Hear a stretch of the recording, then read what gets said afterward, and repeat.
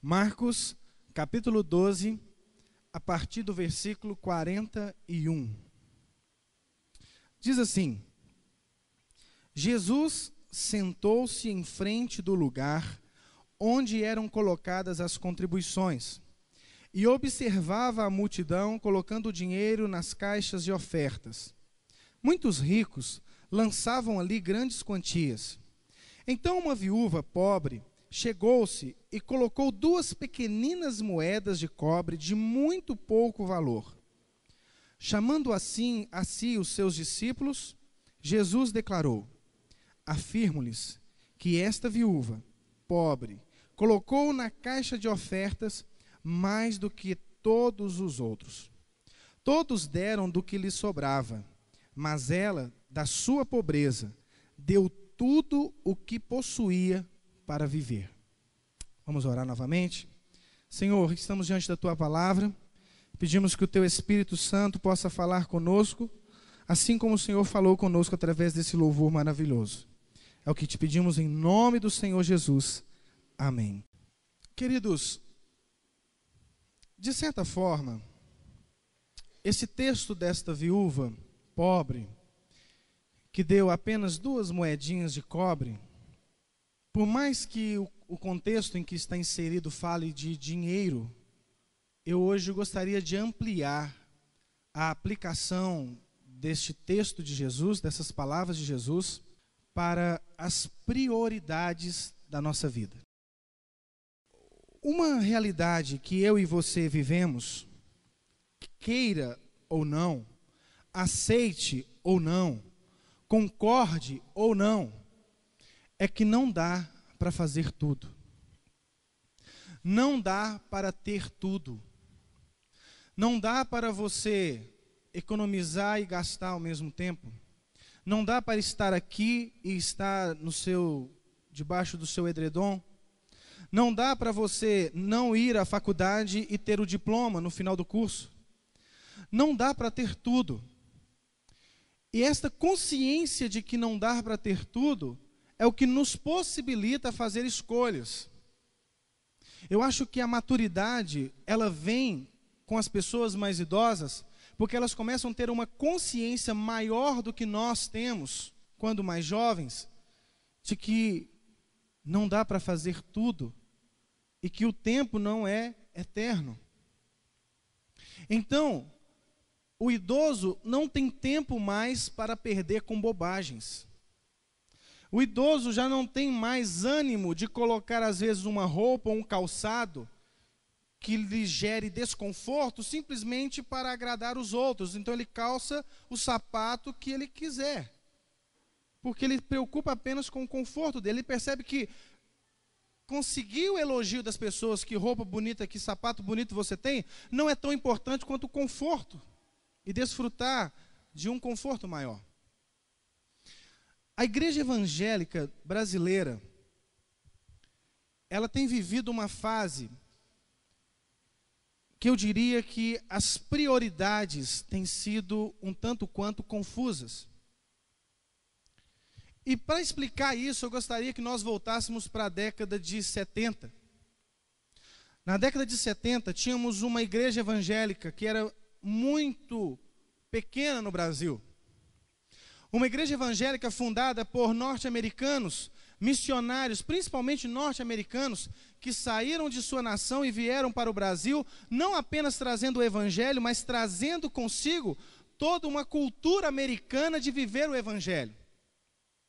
E quando ele chega aqui no Brasil, ele nos ensina que ser cristão e seguir o evangelho é fazer determinadas coisas que, mesmo que o evangelho não as ensine, foi assim que a cultura americana entendeu que deveria se viver o evangelho. Desde os hinos que cantávamos, desde as roupas que vestíamos, desde a liturgia do culto, desde a liderança, da maneira como organizávamos os nossos cultos, ou da maneira como organizávamos nossos ministérios, e o fato que, junto com isso, a igreja foi caminhando e começamos a ter uma compreensão de que todos aqueles que estão fora da igreja são do mundo, e que eu, como cristão, não posso me envolver com o mundo. E aí, quando tinha uma festa de aniversário dos nossos parentes, nós não íamos, porque lá teria música mundana, porque lá as pessoas usariam roupas mundanas, porque lá as pessoas comeriam e beberiam coisas que são mundanas. E aí a igreja evangélica se isolou da sociedade, se isolou dentro das quatro paredes cristãs, e agora começamos a criar um muro entre nós e eles. Eles são do mundo, nós somos de Deus. Então, a igreja era o centro onde a vida do cristão girava ao redor. Por que então os jovens gostavam do culto de jovens, aos sábados à noite? Porque eles não iriam para a balada, porque eles não iriam para o shopping, porque eles não iriam para a discoteca, porque senão eles estavam indo para o mundo, ouvindo música mundana, assistindo filmes mundanos. Então a única alternativa que os jovens cristãos tinham era de vir para o culto de jovens, onde se cantava, dançava, onde se conhecia uma pessoa para namorar, onde se fazia serenatas, onde se brincava, onde se contava piadas. Ali era o momento onde a igreja evangélica e os jovens evangélicos, então, começaram a desfrutar a sua juventude como crentes. O fato é que isso trouxe grandes prejuízos para a igreja. Para a igreja, enquanto corpo de Cristo, trouxe um grande prejuízo, porque nós começamos a perder o contato com a nossa família, com as pessoas que Deus colocou no nosso caminho, e muitos não vivenciaram, não tiveram a oportunidade de experimentar a sua família, de experimentar as coisas que poderiam fazer, sem necessariamente abandonar a sua fé, porque tiveram uma visão míope e equivocada do que significava ser evangélico. Ser evangélico significava não poder. Eu não posso beber, eu não posso fumar, eu não posso usar calça comprida, eu só posso usar saia, no caso das mulheres. Ou seja, as coisas que nós não fazíamos, nós não dizíamos assim, o que é ser crente? Ser crente era não ser. Ser crente era não fazer. Ser crente era não poder. Então isso começou a se instaurar dentro da igreja uma cultura do não pode. Por que não pode? Porque a minha religião não permite. Nós não sabíamos dizer por quê. Nós não conseguimos citar textos bíblicos com muita coerência, porque não existiam na Bíblia. Eram culturas que vieram de outros países para nós e que foram impostas sobre nós, ao ponto que isso moldou a nossa cultura e a nossa liturgia evangélica. Tanto é que a década de 80 é a década marcada pelo rompimento com essa estrutura cristã, e uma nova maneira de ser cristão começou a surgir no cenário evangélico. É da década de 80, principalmente, que rebanhão surge de forma mais forte. Porque não se cantava músicas com ritmos diferentes. Quando vem rebanhão, cantando um baião. Minha vida aqui era muito louca, louca. Aí o povo fala, que isso? O povo está acostumado com o órgão. De repente vem um pessoal cantando isso. Então começou-se a se pensar, então, o que é ser evangélico? E aí essa geração da década de 80 vem rompendo exatamente com essa estrutura litúrgica em que ser crente é não poder fazer as coisas. Vem então as bandas de rock dizendo, antes os cristãos diziam que o diabo era o pai do rock. Vem as bandas de rock evangélico e diz, não, a única coisa que o diabo é pai, ele é pai da mentira, porque o rock não é do diabo. E aí começa a surgir rocks evangélicos, sambas evangélicos, axés evangélicos. O fato é que esse rompimento, com certeza, ele trouxe benefícios para a igreja evangélica. Começamos a entender que o evangelho não é fazer determinadas coisas culturais. Evangelho não é cultura. Evangelho é uma maneira de ser e pensar a vida inteira. Independente da minha cultura brasileira, americana, africana, alemã, não importa. Como consequência desse movimento, começou-se então uma igreja evangélica conversar com outra igreja evangélica, coisa que não se fazia. Por quê? Porque um batista não poderia conversar com um presbiteriano, porque um presbiteriano batizava crianças, e um batista nunca aceitaria uma pessoa, uma igreja como de Jesus, que batizasse crianças. Da mesma maneira, um pentecostal não conversaria com uma igreja batista tradicional, porque o batista tradicional nega o dom de línguas e nega o batismo com o Espírito Santo. Como pode uma igreja sem o batismo com o Espírito Santo? E isso dividia a igreja de forma que não era apenas nós e o mundo, mas a minha igreja e o resto do mundo, envolvendo as outras igrejas evangélicas. Quando entra na década de 90, principalmente com o pastor Caio Fábio, há um rompimento das denominações e das instituições evangélicas. Aí você começa a ver pastores batistas conversando com assembleanos, pastores presbiterianos conversando com metodistas, fazendo as marchas para Jesus e reunindo várias igrejas, tendo os movimentos ecumênicos e os movimentos SOS pela vida, como existia em São Paulo. E aí nós começamos a usar frases que eram muito comuns a gente ouvir naquela época, que era: no céu não tem placa de igreja. Íamos para os montes, e nos montes nós conseguíamos então, já que dentro das igrejas a gente não conseguia, nos montes a gente conseguia viver esse evangelho sem placa. Onde lá tinha um irmão da Assembleia de Deus, um irmão da Deus é Amor, um irmão da Batista, nós dávamos as mãos e começávamos a orar dizendo: lá no céu não tem placa, meu irmão. Lá no céu nós vamos viver um Jesus só, um céu só. Não existe o céu batista, o céu presbiteriano. Lá só existe o céu dos servos, daqueles que nasceram de novo e que vivem o evangelho de Jesus.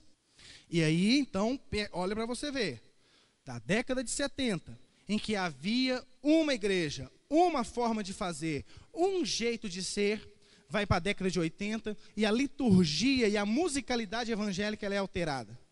Quando chega na década de 90, a maneira como as igrejas se relacionavam começam a mudar. Quando chega na década de 2000, sabe qual o rompimento que existe? Eu não preciso de igreja nenhuma. Eu posso viver a minha fé sozinho, porque igreja não leva ninguém para o céu. Igreja não serve para nada, só para atrapalhar aqueles que vivem de forma sincera o evangelho. Essas estruturas hierárquicas, essa maneira como o pastor manipula o povo para sempre se beneficiar e arrancar mais dinheiro do povo, e várias coisas que de fato aconteciam e acontecem, motivaram então um rompimento com a igreja. Se na década de 90 há um rompimento com a denominação, na década de 2000, não sei se é assim que se fala, há um rompimento com a igreja. E aí nós vivemos então o evangelho individual, o evangelho pessoal, o evangelho do eu. Qual que é a sua igreja? Eu sou da igreja do Senhor Jesus Cristo. Ou eu digo, eu sou da igreja tal, mas lá eu não vou. Onde eu quero chegar com tudo isso? Começou-se então a ter uma crise nas prioridades, começou-se a se estabelecer um certo conflito sobre doutrinas. Antes, eu olhava para você e você dizia assim: eu sou um assembleano. Eu conseguiria dizer plenamente como você andava, como você vestia, o que você cria, o que você não acreditava, como você se comportava diante do mundo, porque havia uma denominação que dizia como você devia pensar. E você acreditava que todas as outras estavam erradas, somente a sua denominação estava certa. Mas hoje, mesmo os membros de uma igreja batista pensam coisas diferentes. É possível você entrar dentro de uma igreja presbiteriana e encontrar pessoas que pensam igualzinho um assembleano pensa. É possível você entrar dentro de uma igreja assembleana e ver alguém que pensa igualzinho um metodista. Eu quero dizer o seguinte: toda essa mudança do evangelho nossa não foi acompanhada por uma reflexão bíblica adequada. Você pode guiar a sua vida por duas bases fundamentais. Uma são as escrituras. O que a Bíblia diz é o que eu vou viver. Não importa se isso vai me gerar problema. Não importa se isso vai me impor certos sacrifícios. Se a Bíblia diz, eu vou seguir a minha vida por isso. Então o desafio não é se a Bíblia é a palavra de Deus e se a Bíblia deve governar a minha vida, mas o que a Bíblia diz. Aí havia uma discussão sobre, não, a Bíblia não diz isso, a Bíblia diz aquilo. E aí havia uma discussão sobre a interpretação da Bíblia. A outra maneira que você tem é ser guiado pelo seu coração. E aí o meu coração diz o seguinte: se eu estou numa igreja e as pessoas são hipócritas, eu não quero mais estar dentro de uma igreja. Se eu estou dentro de uma igreja e o pastor é ganancioso, um bandido com o microfone na mão, então eu não quero estar mais dentro de uma igreja. Mesmo que em Hebreus diga, não deixeis de congregar, como é costume de alguns. Mesmo que em Filipenses o apóstolo Paulo diga que naquela época, na época de Paulo, já havia homens pregando o evangelho por necessidade financeira, por interesses próprios. Desde que o mundo é mundo, existem homens usando o nome de Deus para se beneficiar. Isso não é uma novidade da nossa geração. E aí começou-se a ter um evangelho sem compromisso. Um evangelho sem, eu não tenho o que fazer. O meu coração vai dizer, se eu quero, eu faço. Se eu não quero, eu não faço. Não existe nada nem ninguém que possa me dizer o que fazer, porque ninguém manda na minha vida. E aí, nós começamos, aí chegamos na igreja que nós temos hoje. Qual que é a igreja que nós temos hoje? Uma igreja onde pastores não pregam a palavra. Uma igreja onde ministros e líderes de ministérios não levam a sério o seu compromisso, e onde membros não levam a sério o evangelho. Por isso que hoje eu gostaria de ministrar aos irmãos sobre prioridades. Prioridade significa que você entende que não dá para fazer tudo. Se não dá para fazer tudo, eu preciso pegar as coisas mais importantes e colocar por cima. E as coisas menos importantes e colocar por baixo. Porque aí eu vou me dedicar às coisas importantes e, se der tempo, eu faço as coisas menos importantes. Mas, quando eu estabeleço equivocadamente as ordens de prioridade da minha vida, eu deixo de fazer as coisas importantes e eu começo a fazer as coisas que não têm muita importância. E aí nós não conseguimos realizar os nossos sonhos, aí nós conseguimos apenas a frustração profissional. Se somos empresários, nós quebramos, porque nós não valorizamos o cliente que dá maior rentabilidade e nos dedicamos mais ao cliente que só está dando prejuízo. Nós não conseguimos estabelecer prioridades. E aí, irmãos, quando essas prioridades começam a ser rompidas, a vida cristã, a sua maneira de se relacionar com Deus e o seu crescimento espiritual, ele fica seriamente comprometido. Por isso que hoje, quando eu olho para a história da viúva, eu consigo ver a diferença entre os dois tipos de pessoas que nós temos hoje nas igrejas evangélicas. Nós temos como aqueles ricos, que são os homens que vêm ao gasofilaço e depositam grandes quantias de dinheiro.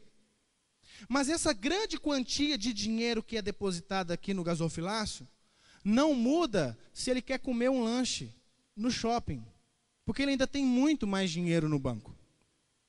O fato de ele ter colocado muita quantia de dinheiro não vai fazer ele voltar para casa a pé, porque ele continua tendo o seu carro do ano. Agora, aquela viúva é a viúva que tem um comprometimento, que está disposta a entregar tudo o que tem. Para ela, Deus é a prioridade máxima em cima de todas as suas outras necessidades. O texto diz que aquela mulher deu as únicas 2 moedas que ela tinha. Então, ela era pobre e ela saiu dali ainda mais pobre.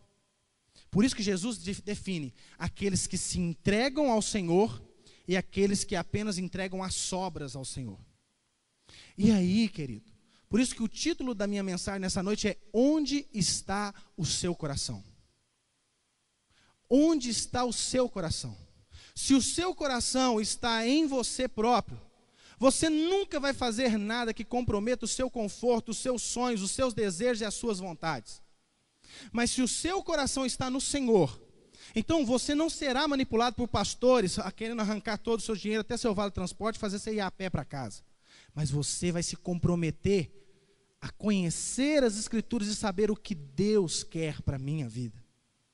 E quando você se deparar com as Escrituras, não tem como você fazer outra coisa a não ser se comprometer com Ele. Porque sabe por que eu falei isso semana passada? Quando nós não adoramos é porque nós não nos deparamos com a presença de Deus. Porque quando nós nos deparamos com a presença de Deus, Ele é tão magnífico, Ele é tão glorioso, Ele é tão muito mais do que pedimos e pensamos e imaginamos, que nós só nos resta nos dobrar de joelhos e adorá-lo. Por isso, nessa noite, eu gostaria de refletir com os irmãos o que a oferta da viúva tem a nos ensinar sobre as nossas prioridades.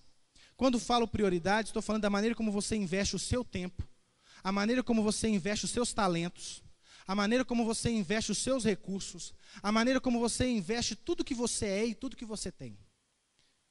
Porque, meu irmão, o especialista em gestão do tempo, Christian Barbosa, ele diz que não existe outra interpretação.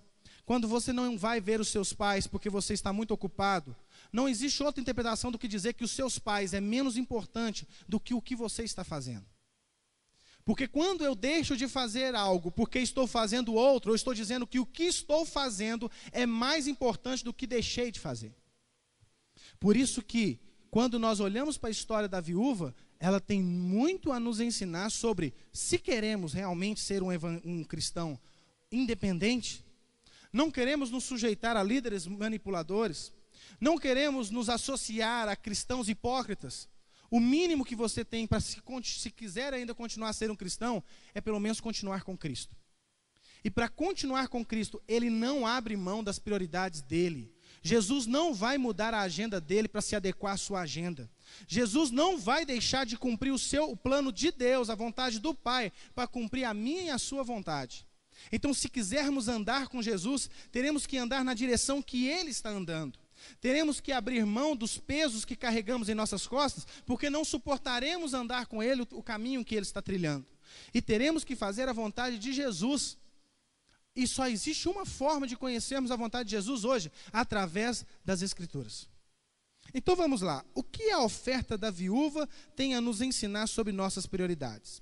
A primeira lição que eu aprendo com a viúva pobre é que as nossas prioridades não passam desapercebidas aos olhos de Jesus. Vou repetir. A minha e a sua prioridade não passa desapercebida pelos olhos de Jesus. Meu irmão, olha o versículo 41, diz assim: Jesus sentou-se em frente do lugar onde eram colocadas as contribuições e observava a multidão colocando o dinheiro nas caixas. Muitos ricos lançavam ali grandes quantias. Por que Jesus, imagina, irmãos, você vindo trazer sua oferta e eu sentado aqui na frente olhando para a sua cara e olhando para o gasofilaço, para ver quem está dando mais, quem está dando menos? Você consegue imaginar isso? Tem coisa mais constrangedora do que isso? Mas pelo que o texto fala, Jesus estava sentado de frente ao gasofilaço e observava as pessoas colocar as ofertas lá. Segundo alguns estudiosos, havia a ala, o pátio das mulheres e o pátio dos homens. Havia uma distinção entre as mulheres e os homens. E na parede do pátio das mulheres ficavam vários gasofilaços, que são essas caixas de colocar oferta. E Jesus então se assentou ali perto e ficou observando. E vinham muitas pessoas ricas e depositavam grandes quantias. E de repente chega uma mulher que era discriminada na época de Jesus, além disso era pobre, e além disso depositou uma quantia muito insignificante. Ou seja, Jesus olha e ele sonda a motivação e a prioridade de cada um deles. Às vezes, nós achamos que podemos maquiar a situação, mas não dá para maquiar. Uma coisa que nós vamos aprendendo à medida que nós vamos caminhando, quando nos envolvemos com a igreja e de fato queremos servir a Jesus, é que as pessoas são especialistas em darem desculpas e falarem mentiras. Somos especialistas em mentir. Falamos, é porque eu tive isso. Não é. Nós sabemos que não é. E eu, como pastor, sei também que não é. Só que a maturidade vai chegando. E eu vou descobrindo que não vale a pena ficar confrontando as pessoas porque elas falam as suas mentirinhas sociais. É melhor deixar, porque não vai resolver. Ela vai brigar com você, ela vai ficar chateada com você. E se ela fazia um pouco, ela deixa de fazer aquele pouco. E não faz mais nada. Então o que é melhor? Orar por ela e deixar Deus falar com ela. Quando eu ouço algumas coisas, irmão, você está isso, você não fez isso, irmão, porque, pastor, foi isso. Eu sei que muitas vezes não são verdades o que estão me dizendo. Ou que não são o todo da verdade, pode ser uma parte. Realmente aquilo aconteceu, mas não foi por aquilo que isso aconteceu. E o tempo vai nos mostrando. Mas não cabe a mim ser juiz de ninguém. Não cabe a mim ficar condenando ninguém. Então o que eu faço? Oro. Para que Deus toque no coração. Mas o que você precisa ficar atento é que Jesus, ele sonda o seu coração. E por mais que você possa usar argumentos que me convençam, ou que pelo menos me silencie, mesmo eu não concordando, mesmo eu não acreditando, mas eu fico em silêncio, apenas com um sorriso e Deus abençoe, mesmo assim Jesus está sondando as suas prioridades. Eu sempre digo aqui para os ministérios que eu não preciso de os melhores em tudo. mas eu preciso dos mais dedicados em tudo.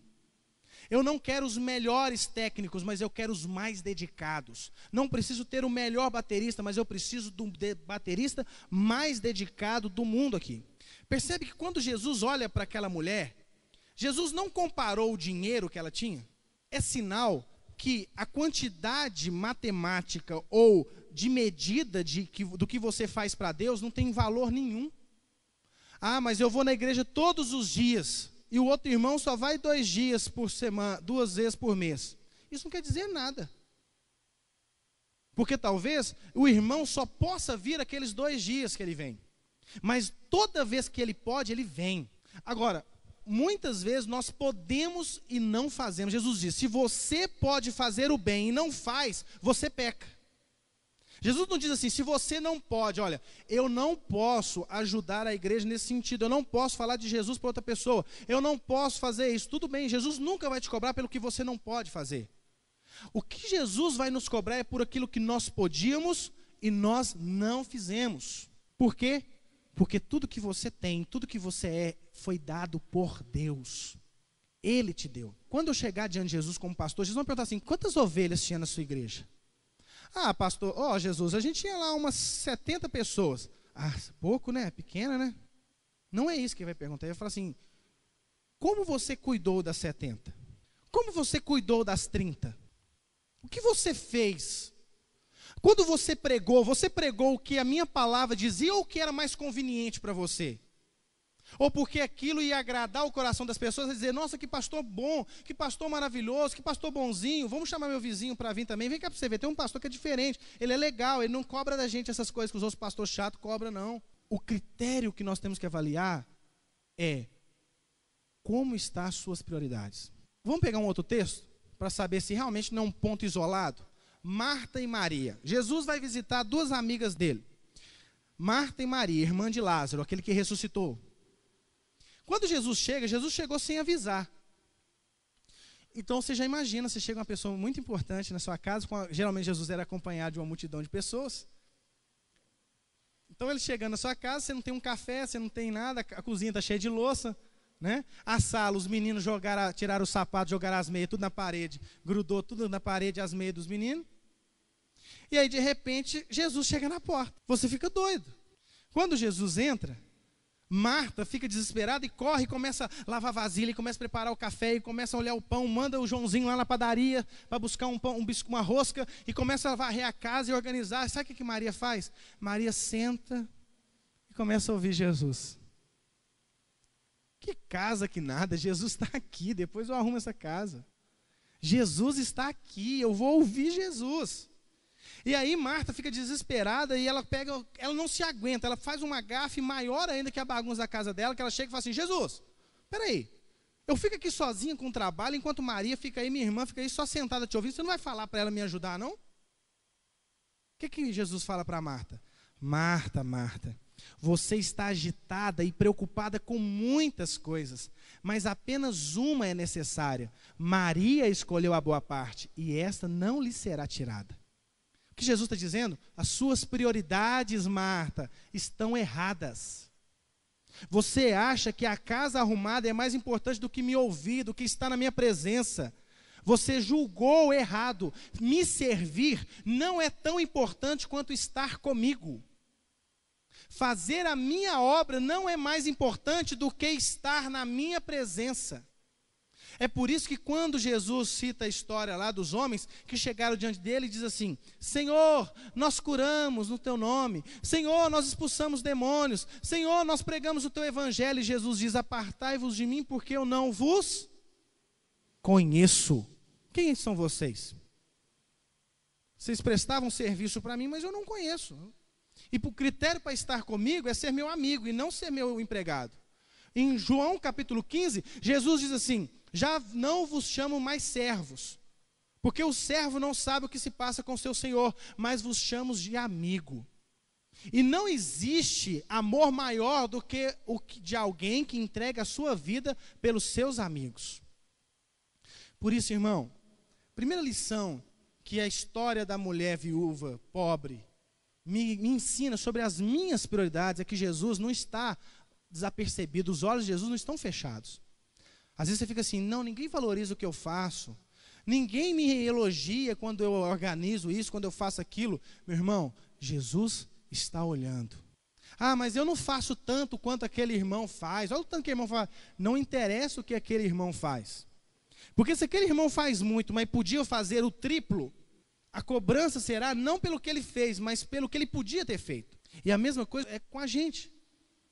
Jesus diz, aqueles lá deram da sobra. Deram a sobra. O que estava sobrando? É muito? É muito. E daí se é muito? Estava sobrando. Não fez diferença nenhuma. Isso não foi sacrifício nenhum. Quando está sobrando, é muito fácil, irmão. Você dá uma geladeira para sua mãe, quando você tem lá 20 milhões na sua conta, e daí? Ainda pechincha para comprar a geladeira mais barata. Ah, nossa, eu ganhei uma geladeira. Aí o que você deu? Aí eu dei lá para ela, eu dei um cartãozinho com uma florzinha. Nossa, eu dei uma geladeira. Só que você podia dar uma mansão, você está dando uma geladeira. Eu não podia dar nem o botão da minha camisa que tirar e dar para ela, eu fui lá e dei uma flor. Percebe como o critério de avaliação de Jesus não é comparando o quanto você deu com o quanto ele deu, mas o quanto te custou fazer aquilo. Foi tudo que você podia fazer ou foi a sua sobra? Foi a sobra do que eu tinha que eu te dei, mãe. Foi a sobra do que eu tinha que eu te entreguei, Jesus. Hoje, irmãos, quando um dos irmãos fala assim, eu não preciso estar na igreja para servir a Jesus, eu digo assim, é porque você quer dar a sobra. Porque é trabalhoso. É trabalhoso você dizer assim, irmãos, vai ter uma festa, eu não posso ir, que eu tenho que ir na igreja. Eu tenho que abrir mão. Quando eu digo assim, olha, eu vou ministrar louvor, nós vamos chegar às 5h30 da tarde, 6 horas da tarde, é o cochilo do domingo que eu tenho que sacrificar, que é o único dia que eu tenho que dormir, mas se você dormiu à vontade, chegou aqui 5 para 7, peso que deu para você, você deu a sobra. Percebe como Jesus está nos olhando a partir daquilo que nós poderíamos fazer, daquilo que Ele já nos deu. Porque se você pode, é porque Jesus te deu. Porque, irmão, se Deus não te der saúde, você não tem nada. Se você tem dinheiro, é porque Deus te deu essa prosperidade, meu irmão. Trabalhar duro não é sinônimo de conseguir dinheiro. Quando você consegue dinheiro, é porque Deus tem abençoado a sua vida. E você tem que ser grato ao Senhor. Senhor, eu tenho ralado pra caramba. Mas se o Senhor não tivesse abençoado o meu trabalho, de nada valeria acordar cedo. De nada valeria dormir tarde. Se o Senhor não edificar a casa, em vão trabalham aqueles que buscam edificá-la. Por isso, meu irmão, para com esse orgulho besta de achar que você é alguma coisa. Você não é nada, você não tem nada. Tudo que somos e tudo que temos veio de Deus. Por isso, se você reter, você está sendo um ladrão, porque você está retendo algo que é de Deus.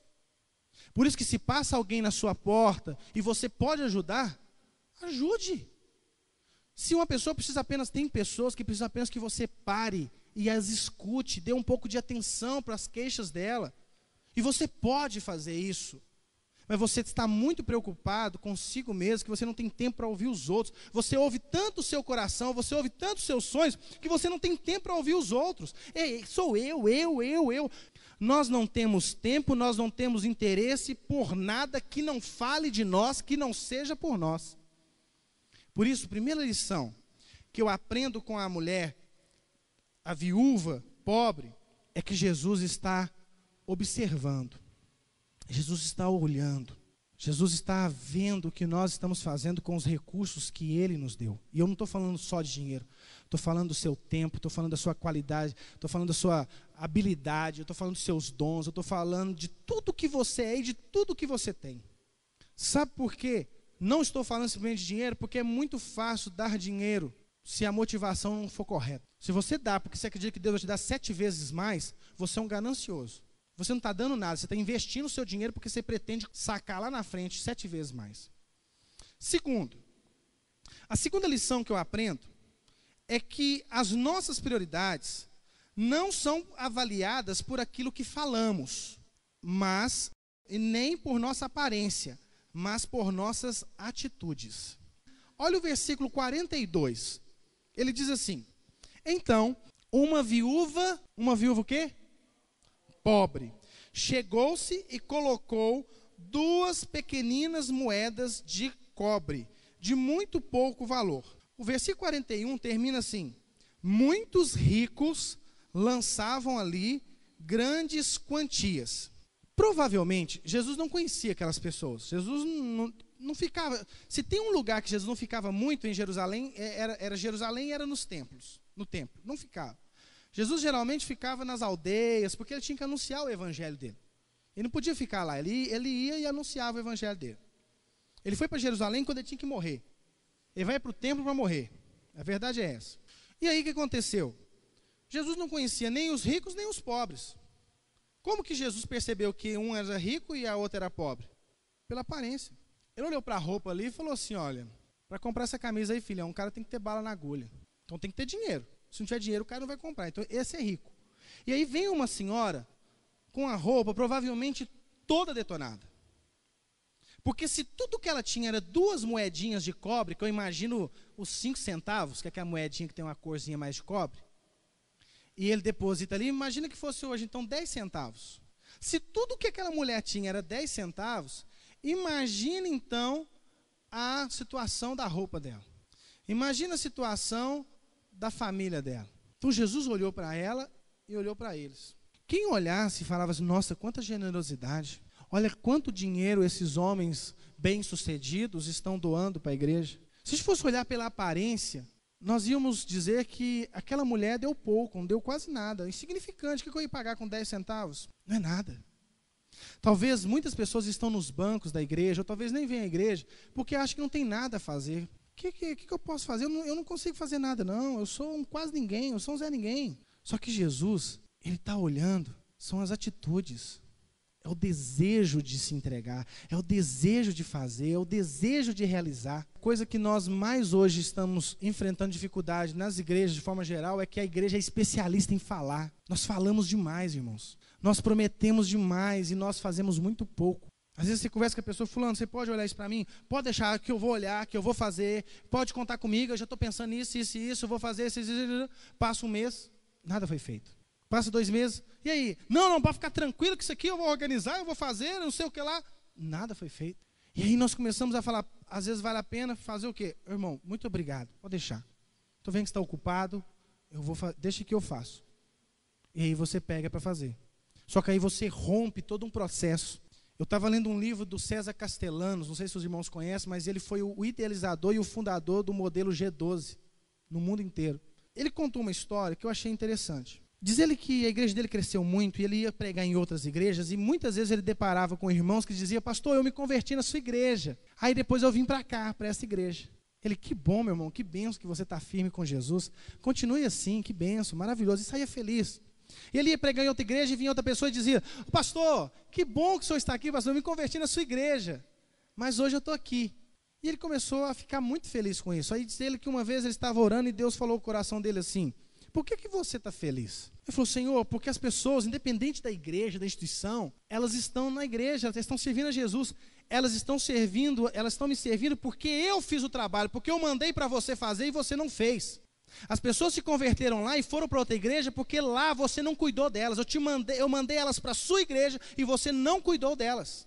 Aí eu tive que fazer o trabalho que você não fez. Eu tive que enviar outro para fazer, eu tive que ir outro para poder cuidar, para zelar. Você está achando vantagem as pessoas que eu mando para a sua igreja, você não cuidar delas e elas têm que procurar alimento em outro lugar? E aí ele ficou, então, tendo uma nova interpretação desse fato. Ou seja, as pessoas não estão encontrando o apoio pastoral necessário, estão buscando alimento em outro lugar. Jesus, ele não avalia você pelo que você diz.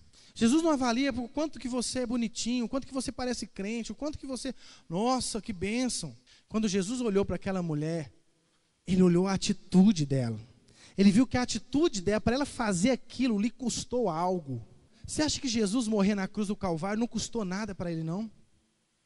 Você acha que Deus vê o seu filho morrendo na cruz? Você que é pai, você gostaria de ver o seu filho pendurado numa cruz por um bando de bandido que ele veio morrer por eles? Pessoas que Jesus só fez o bem por eles e eles preferiram o bandido Barrabás ao invés de Jesus. Você acha que não custou nada para Jesus te salvar? Eu sou salvo pela graça. Existe um alto preço que foi pago para que você desfrutasse dessa graça. E nós achamos que nós não precisamos pagar preço nenhum por Deus. Nós podemos dar a sobra. Se der, pastor, eu vou. Se der, pastor, eu faço. Se der, eu não assumo compromisso. Desde que não me custe nada, pastor, eu faço. Desde que não me custe nada, eu vou. Desde que não me custe nada, eu estou disposto. Mas à medida que começa a haver cobrança e exigência, estou fora. Porque eu não quero nada que me cobre, eu não quero nada que me exija, eu não quero nada que me obrigue a fazer coisas que eu não quero. Por isso que aí as prioridades começam a se revelar. Existe uma frase do pastor Rick Warren, olha, reflete nessa frase. A importância das coisas, presta atenção, a importância das coisas pode ser medida pelo tempo que estamos dispostos a investir. Quanto maior o tempo dedicado a alguma coisa, mais você demonstra a importância e o valor que ela tem para você. Se você quiser conhecer as prioridades de uma pessoa, observe a forma como ela utiliza o tempo. Se a pessoa nunca tem tempo para fazer as coisas para Jesus, ali ela já demonstrou o seu valor. Ali ela mostrou sua prioridade. Se o hobby e o lazer sempre está acima das prioridades ministeriais, ali você viu o valor, ali você viu a prioridade dela se manifestando pelas práticas. É por isso que não precisa perguntar para a pessoa, o que você acha? Se eu perguntar para qualquer pessoa aqui, você acha que você deve dedicar toda a sua vida a Jesus? Todo mundo vai dizer, sim. Você acha que Jesus, ao morrer na cruz e te salvar, Ele hoje é o Senhor da sua vida e isso envolve todos os aspectos da sua vida? Sim. Quando nós estamos no batismo e nós perguntamos às pessoas, você crê no Senhor Jesus Cristo de todo o teu coração e como Senhor, e está disposto a dedicar toda a sua vida a Ele? A pessoa diz sim, porque falar é fácil. A prática que vai demonstrar que se aquele sim foi apenas uma, ainda que eu fale a língua dos homens e dos anjos, se eu não tiver amor, serei como um sino que ressoa ou como um prato que retine. Ou seja, eu disse sim, sim. Como um marido fala sim e às vezes vai lá e trai a mulher. Por quê? Porque não houve envolvimento verdadeiro. Falou sim, sim, sim. Mas aquele que diz um sim com um compromisso verdadeiro, ele sabe que a partir de agora, aquilo envolve uma renúncia. À medida que eu digo sim no altar para uma mulher, por mais linda que ela seja, vai surgir uma outra linda. E eu vou ter que dizer para ela, não, eu já disse um sim. E eu só tenho um sim na minha caixa de ferramenta de sim. Agora para você é não. Você é lindinha, mas é não. Você é maravilhosa, mas é não. Porque eu já gastei o meu sim. E esse sim tem validade até que a morte nos separe. Por isso que eu não posso dizer sim para você. Não é que você é feia, você é linda, mas você é não. Para você é não, porque eu já disse sim para ela. É por isso que eu li aquele texto que diz, ninguém pode servir a dois senhores. Se você disse sim para Jesus, você vai ter que dizer não para você mesmo. Você tem que dizer não para o diabo. Você tem que dizer não para o mundo. Você tem que dizer não para a ganância. Você vai ter que dizer não para o seu conforto. Se esse, por mais lindinho, por mais tentador, por mais atraente que seja, você já gastou todo o seu sim com Jesus. Eu disse sim para Jesus. Por isso que, meu irmão, reavalie, volta a pergunta, onde está o seu coração? E para encerrar, além de aprender que as nossas prioridades não passam desapercebidas pelos olhos de Jesus, que as nossas prioridades não são avaliadas por aquilo que falamos, mas por nossas atitudes, eu aprendi uma última lição, que as nossas prioridades revelam nossas motivações e valores. Revelam. As nossas prioridades revelam os nossos valores. Abra sua Bíblia aí novamente em Mateus capítulo 6 para mim. Fica com ele aberto aí. Antes eu quero só ler o versículo 43 e 44 do texto que nós lemos. Mas você pode ficar com o seu texto de Mateus 6 aberto. Diz o texto assim, chamando a si os seus discípulos, Jesus declarou, afirmo que esta viúva pobre colocou na caixa de ofertas mais do que todos os outros. Todos deram do que lhe sobrava, mas ela, da sua pobreza, deu tudo o que possuía para viver. Percebe que Jesus não está falando apenas de dinheiro. Jesus está falando de motivação. Jesus está falando de valor. Às vezes eu converso com alguns irmãos, eles falam, pastor, esse mês não vai dar para dar o dízimo. Eu falo, beleza, porque para mim dízimo não é uma mensalidade que você é obrigado a pagar. Para mim não é. Para mim o dízimo não é assim, Jesus com uma arma na sua cabeça dizendo, ou você me dá o dízimo ou eu te mato. Eu não creio nisso. Mas, por mais que eu me silencie, até porque a nossa sociedade hoje, ela nos obriga, pastor, a silenciar, porque tem tanto pastor pica-fumo, que a gente fica até com vergonha mesmo de falar de dinheiro. Na verdade, o que aquele irmão está me dizendo é, pastor, eu julguei que comprar aquele sapato maravilhoso que estava na loja era mais importante do que colaborar com o reino de Deus. Por isso, pastor, eu fiz mais dívida do que o meu salário permitia. Como eu não tenho de onde tirar, quem vai sobrar nessa brincadeira é o Senhor e a sua igreja. Eu falo Senhor Jesus, Senhor com letra maiúscula, o Senhor e a sua igreja. Por isso que valor, quando você tem valor, você paga um preço por isso. Porque quando eu tenho valores éticos sólidos, pode chegar o meu concorrente, quando eu trabalho para uma empresa, e dizer, vem para trabalhar comigo, e me conta todos os segredos, e rouba a carteira de cliente do seu patrão, e eu te pago o dobro. Se eu tenho valor, eu digo, eu não posso fazer isso. Porque eu tenho ética. Olha, se eu sou um policial, e eu chego diante de um bandido, e o bandido fala assim, olha, não precisa ser assim. Se você me deixar ligar aqui, eu vou chamar meu advogado, e ele vai trazer para você aqui isso, eu trago para você aqui 60 mil, e aí faz de conta que isso não aconteceu. Entendeu? Você está trabalhando, você é um trabalhador, tem família para criar. Se o cara não tem valor, ele fala assim, ó, tem que ser em dinheiro. Nada de cheque. Mas se o cara tem valor, ele fala, não, negativo. Você cometeu um crime e você vai pagar por ele. Sabe, meus irmãos, o que está faltando hoje é cristão que tenha valor.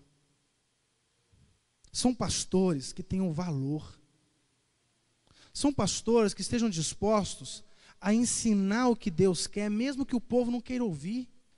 E cristãos que estejam dispostos a viver o evangelho de verdade, mesmo quando tudo ao seu redor lhe traz uma tentação de não ser e de não viver aquilo. Porque se eu, como pastor, não priorizar o evangelho e Jesus em detrimento do conforto da minha família, em detrimento do meu conforto e da minha projeção pessoal, isso vai virar uma corporação e não um corpo. Vai virar uma corporação e não uma comunidade. Porém, mesmo que eu assuma esse compromisso, se você como cristão não assumir o seu compromisso e priorizar viver o evangelho com todas as implicações que ele possui, de nada valerá ensinar a ser comunidade. Eu pregar sobre ser comunidade não transforma a comunidade.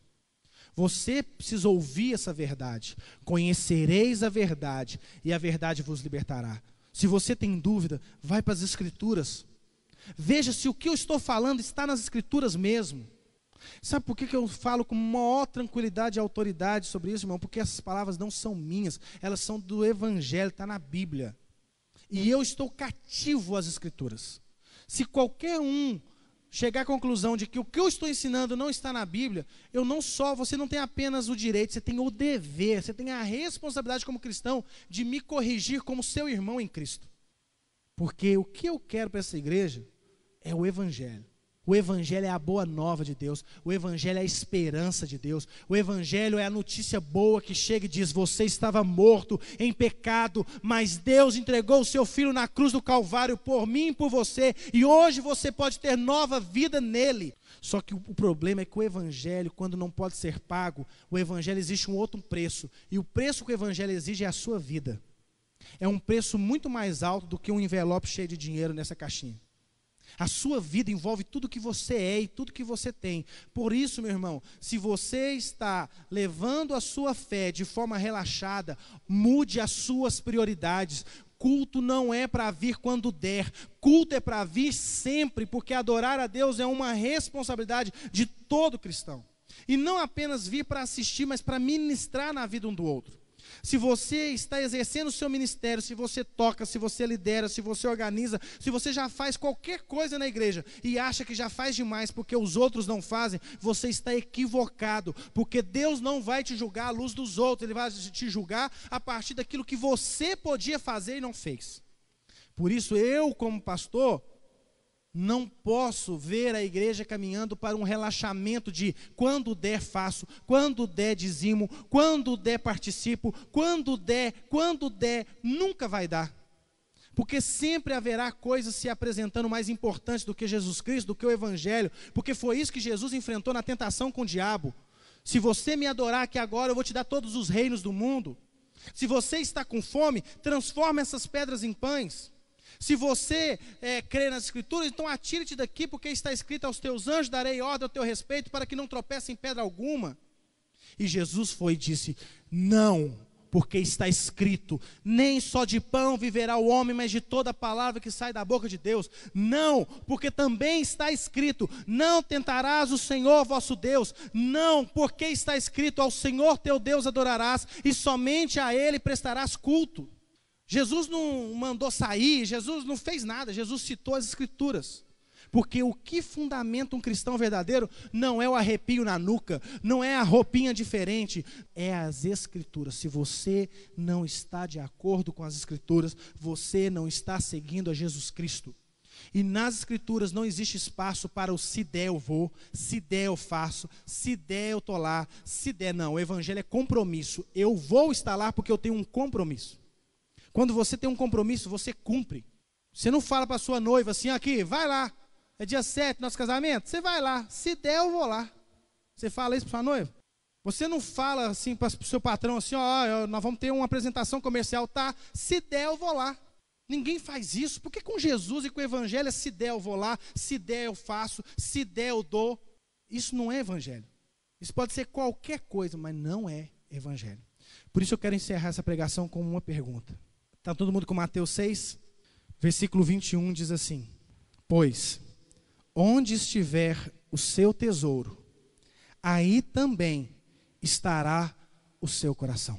Pois, onde estiver o seu tesouro, aí também estará o seu coração. E como diz Rick Warren, quanto maior o tempo dedicado a alguma coisa, mais você demonstra a importância e o valor que ela tem para você. Se você quer conhecer as prioridades de uma pessoa, observe a forma como ela utiliza o seu tempo. Como é que você utiliza o seu tempo, meu irmão? Como é que você utiliza os recursos que Deus te deu?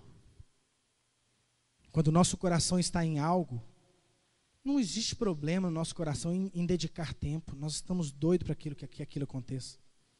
Quando o nosso coração está em algo, depositar recurso financeiro dentro das nossas condições não é problema, porque eu sei o propósito daquilo. Dedicar os meus talentos e passar noites, às vezes, pensando como fazer, como realizar. Quando você foi casar, provavelmente a sua noiva virou noite pensando como que seria o sapato, como que seriam os arranjos, para onde vocês iam viajar. Talvez o homem não, mas a mulher ficou doida. Sabe por quê? Porque aonde está o teu tesouro, aí está o seu coração. A florista pediu R$2.000 para fazer os arranjos, mas é a melhor florista da cidade. Não interessa, eu pago, porque meu coração está ali, eu quero o melhor. Mas aí vamos fazer as coisas para Deus, aí nós regramos tudo, regamos nosso tempo, regramos nosso dinheiro, regamos os nossos talentos, regramos a nossa disposição. Sabe, irmãos, isso é Evangelho. Por isso hoje, eu e você precisamos fazer um compromisso de colocar o nosso coração no Senhor. Ame o Senhor, o seu Deus, de todo o coração.